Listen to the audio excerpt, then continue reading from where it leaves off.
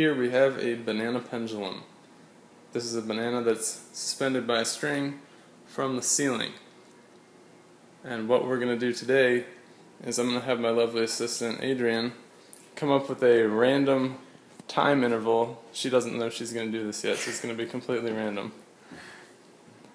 And we're going to release the banana from some amplitude and predict where the banana will be after that time interval.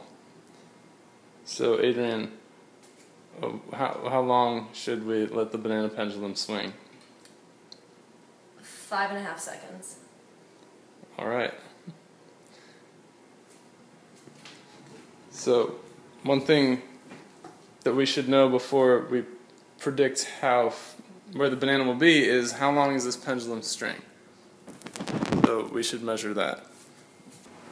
Mark is measuring the pendulum length. How long is it? It is 101 inches. And I'm about to show you why we need to know how long that string is. It's because that length will tell us about the frequency of the pendulum. Here is our equation that we're going to use to figure out where the banana is at a certain time t. This equation has omega in it. Here omega is the angular frequency. This is a lot like the normal frequency, but instead of measuring oscillations per second, it divides each oscillation into parts and measures how many parts of oscillation per second. And specifically it divides up the oscillation into 2 pi parts, like you would divide a circle. So this is measuring in radians per second. Although the radians don't have to be exactly going in a circle, here we could have a spring going back and forth, or a pendulum going back and forth, and divide one swing into 2 pi parts, and this omega measures parts per second. But it's easier to work with just normal frequency, so let's get rid of omega. We do know that there must be many more parts going by per second than oscillations. Specifically, there's 2 pi parts per second where there's only one oscillation per second. So omega and f are related like this. So we could just take 2 pi times frequency and insert that for omega in this equation.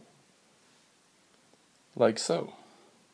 Now we're a little bit closer to solving for x here, because we know an equation that relates frequency f to the length of a pendulum string.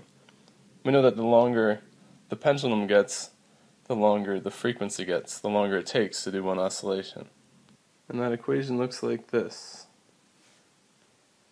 And in this equation we know that g is 9.8. And for L, here's where we get to use the length that I measured. It was 101 inches, but we need to convert that to meters. Google tells me there are 0.0254 meters in 1 inch. So this big term down here is essentially the number of meters that our string is long. And that gives us 0.31 oscillations per second. Now we just have to find A. And A is just the farthest the banana pendulum is going to be from its equilibrium hanging position. So basically wherever we release it from, that's the amplitude. And I'm going to release the banana at a distance of 30 inches from the equilibrium position. Alright, let's convert that 30 inches into meters.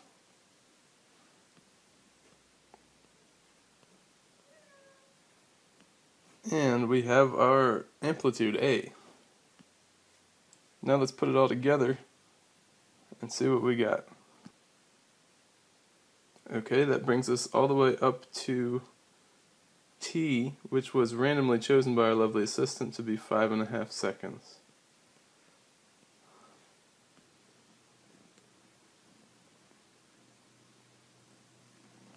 And when we plug this into our calculator, we are going to have to be careful to be sure this is in radian mode. This is not 10.74 degrees, this is 10.74 radians. And that's right, the cosine here is negative. So finally, for x, this is the displacement from equilibrium that we expect for our banana after 5.5 seconds. And it is negative, which means that it should be on the left side of the equilibrium position, because we have already kind of defined the right side to be the positive side. And here it goes. So what I'm going to do now is play exactly 5.5 seconds of the banana pendulum, starting from its maximum positive displacement. So at the end of this clip of 5.5 seconds, we should see the banana ending up 0.187 meters to the left of the dog toy.